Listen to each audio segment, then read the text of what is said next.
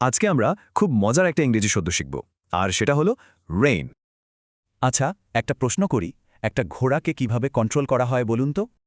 এই যে দেখছেন ঘোড়ার মুখের লাগাম, ইংরেজিতে একেই বলে রেইন। এটা দিয়েই ঘোড়াকে চালানো হয়। তার মানে রেইন শব্দটার আসল কাজই হল কন্ট্রোল করা। এটাই সবচেয়ে জরুরি কথা।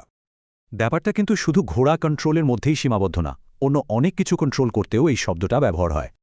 তো রেন শব্দটা একটা কাজও বোঝায়, মানে এটা একটা ভার্ব যার অর্থ হলো কন্ট্রোল করা।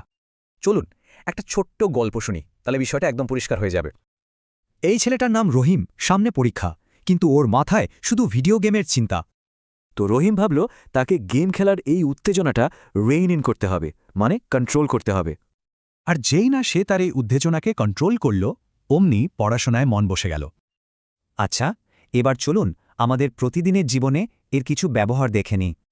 এই বাক্যে রেইন ইন করা মানে হচ্ছে নিজের আবেগ বা ইমোশনস কন্ট্রোল করা। আর এখানে রেইন ইন বলতে বোঝানো হচ্ছে কোম্পানির অতিরিক্ত খরচ কমানো, মানে খরচে লাগাম টানা। এই উদাহরণে একটা টিম খুব দ্রুত বড় হচ্ছিল, সেটাকে ম্যানেজ করার জন্য কন্ট্রোল করা হচ্ছে। তাহলে মূল কথাটা কি দাঁড়ালো? রেইন মানেই হলো কোনো কিছুকে কন্ট্রোল বা নিয়ন্ত্রণ করা। এবার একটু ভাবুন তো, আমাদের জীবনে এমন কি আছে যা আজকেই রেইন ইন করা দরকার?